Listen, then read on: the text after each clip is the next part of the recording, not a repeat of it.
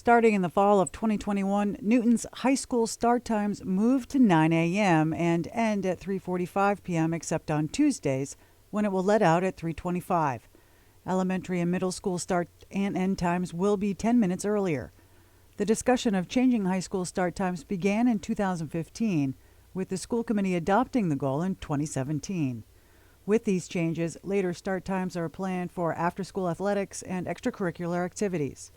Before the pandemic, high school began at 7:40 for Newton South High School and 7:50 for Newton North High School, while during the pandemic, start times were at 9:15 a.m.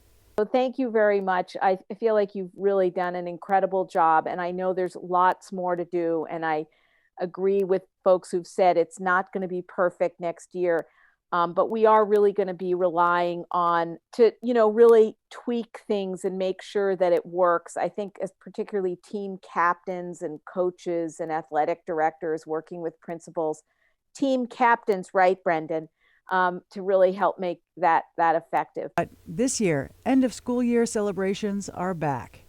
Here's what's happening. So for our senior celebrations, the proms, there's guidance from DESE, Department of Public Health, around all these events, proms and graduations. So, there's significant restrictions to typical prom activities, which include eating dinner and dancing, that make a traditional prom as you know it not something that can happen. But the dedication of the planning teams for this at North and South to ensuring that this year's seniors can have as close to a normal senior spring as possible given the pandemic is amazing. So they have these plans put together and they've been working really hard with Health and Human Services, with the PTSOs, with student leadership. Obviously, the student leaders and the administration are really the ones that plan the prom with the support of others.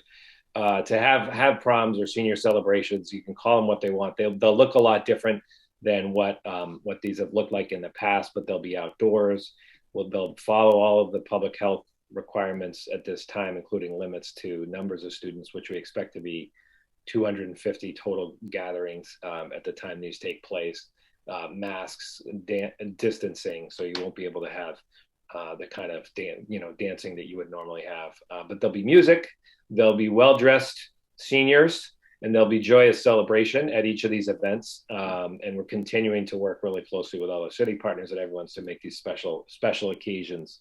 The deans in particular at both high schools are just working tirelessly with the senior officers and so many others. I just want to appreciate them on that. So those activities are both set to happen. I can answer questions more about those as the people might have. And then graduations and moving on ceremonies at the younger levels. The North and South graduations will take place on their typical dates, which is the Wednesday and Thursday, second week in June, I want to say, but the 9th and the 10th. And because of the size limits, and again, very clear guidelines from DESE on and the Department of Public Health on graduation guidelines, there'll be two separate ceremonies with smaller total capacities.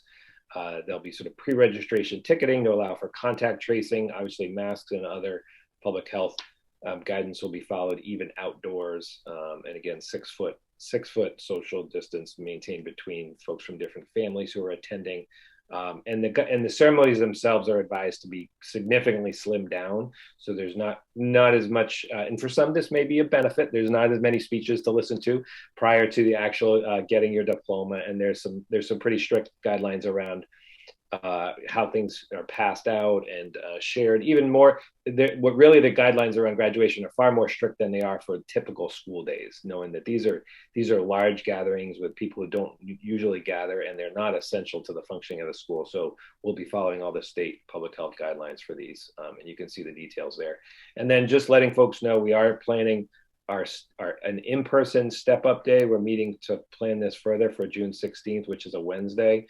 That'll allow fifth graders to visit their middle school and eighth graders to visit their high school and get an intro orientation and experience there.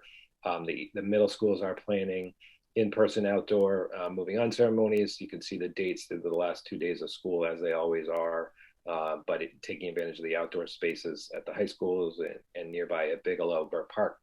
And then our elementary schools also participating in Step Up Day, and then there's a range of dates, the last week and a half of school for the 5th grade moving on ceremonies.